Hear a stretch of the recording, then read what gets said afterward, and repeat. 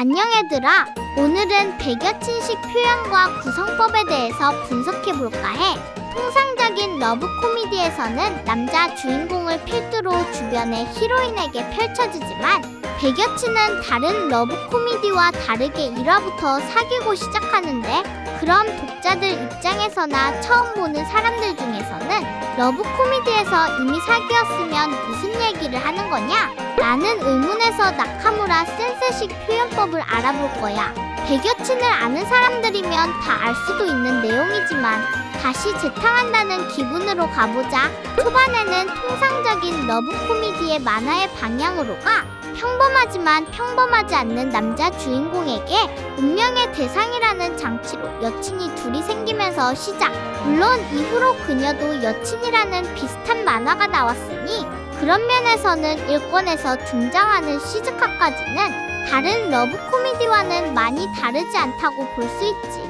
특히 하카리와 카라네는 동시에 사귀어서 그렇다 치더라도 시즈카 같은 경우는 기존의 여친에게 처음 허락받은 여친인데, 다른 만화 같았으면 민망한 상황이거나 어색할 수 있지만 나카무라 센세식 가벼운 분위기로 독자들도 유쾌하게 납득할 만한 전개가 펼쳐져 초반이다 보니 그런 부분도 상당히 디테일하게 표현되었는데, 그 다음화에서 주제는 시즈카의 소개라기보다는 처음으로 렌타로 패밀리에 입성한 여친으로서 어떻게 그녀들과 조화롭게 지내게 되는지를 표현한 얘기가 나오는데, 그 이야기는 무려 2화를 사용하면서 이야기가 전개되며, 사실 이 이야기는 새로운 여친이 들어온다 하더라도 여친들끼리 어떻게든 친해질 수 있다는 걸 보여준 것 같아. 서로 만족하면 좋은 거지 뭐. 그렇게 나노와 쿠스리가 들어오게 되는데, 아직 여친들이 5명밖에 없고 초반이다 보니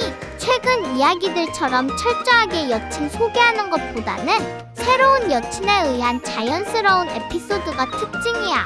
사실상 이 만화의 프롤로그는 하아리까지라고 할 수 있는데, 확실히 하아리의 렌타로 패밀리 입문이야말로 이 만화의 정체성이라고 할 수 있지. 아, 이 만화 제정신 아니구나.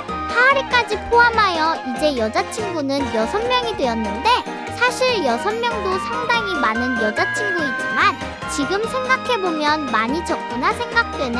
당연하게도 원피스 같은 만화만 보면 백여친과는 상대도 안 되게 등장인물들이 상당히 많이 나오지만 주연급들이 한 이야기에 다 들어있는 것도 아니며 조연들이 대부분이지만, 만화로서 본다면 백여친은 러브 코미디 특성상 한 컷에 전부 다 넣어야 한다는 특징이 있어.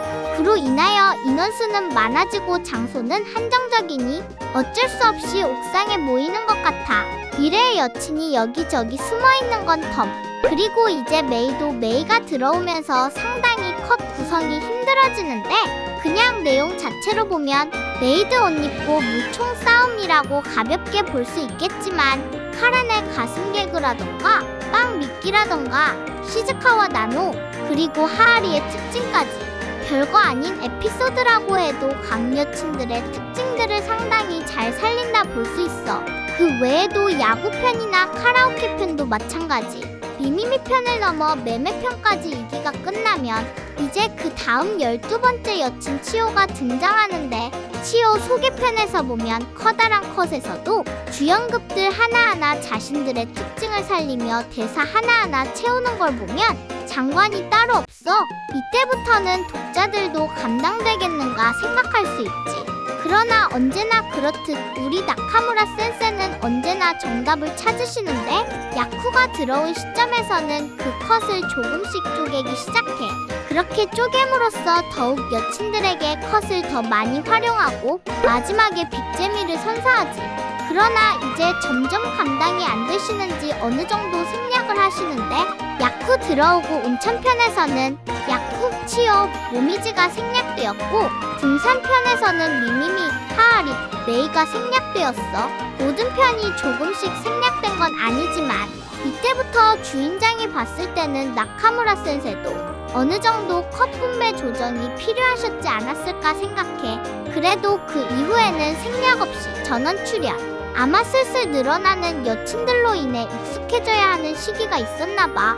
그리고 이제 슬슬 인원에 치이는지 한 컷에 있던 여친들이 우투부터는 오른쪽 당구처럼 따로 컷이 그려지고 컷과 대사들이 상당히 많아져서 어떻게 생각하면 이런 부분은 상당히 호불호가 강하게 느낄 수 있지만 그래도 한 여친이라도 버리지 않고 이렇게 갖고 가는 두 선생님께 박수.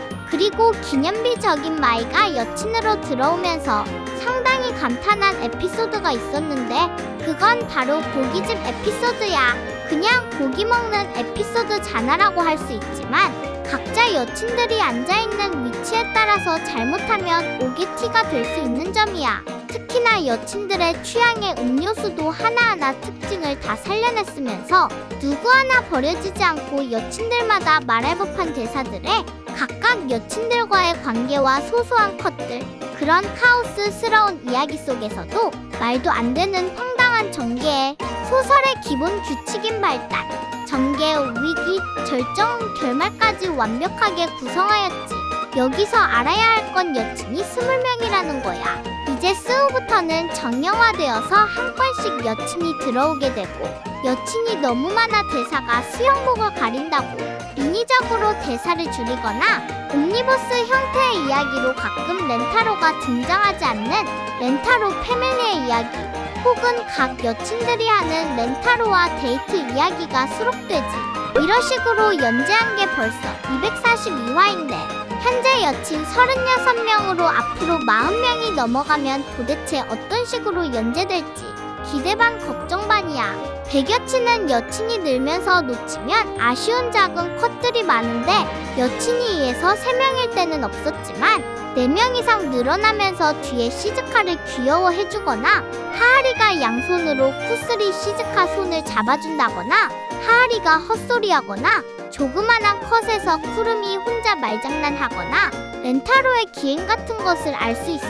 하하리의 말처럼 여친이 너무 많아져서 못 알아채는 컷들이 많은데 퍼펙트 여친 암호를 연습하는 여친들이나 매매에게 뜨개질을 배운다 같은 놓치면 안 되는 장면들도 있지. 그 이후로는 프로포즈 단어를 모르는 야쿠라던가 키키 소개 때는 별 표정 없다가 로리 마츠리 나오니 기분 좋은 하하리, 최신화까지 보면 점점 당구화되어 가지만 복붙이 아닌 하나하나 디테일하게 표정 하나하나 그려져 있으니 어떤 여친에 어떻게 반응하는지도 재밌게 볼 수 있을 것 같아.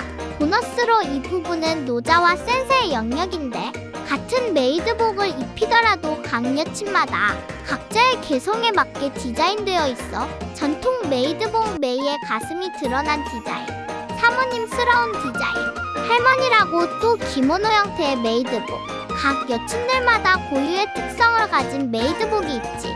수영복이나 평상복은 그냥 임의대로 디자인할 수 있지만 간호사 복장도 다 개성있게 디자인되어 있고 아이돌 복장은 누구는 바지 누구는 치마를 입히거나 결혼식 복장도 동양식 서양식 그것조차도 다 다르며 보스로리 드레스는 뭐 말할 것도 없으며 단순하다고 생각할 수 있는 일본 가쿠란 교복도 개성에 맞게 착용한 것을 알 수 있어. 이렇게 놓치면 아쉬운 디테일과 표현 구성법을 알아봤는데 러브 코미디라고 그냥 대충 훑어보는 식으로 읽지 말고 컷 하나하나 음미해서 읽으면 처음에 알 수 없었던 백여친의 매력을 잘 알 수 있을 거야. 그럼 다음 영상에서 보자. 안녕!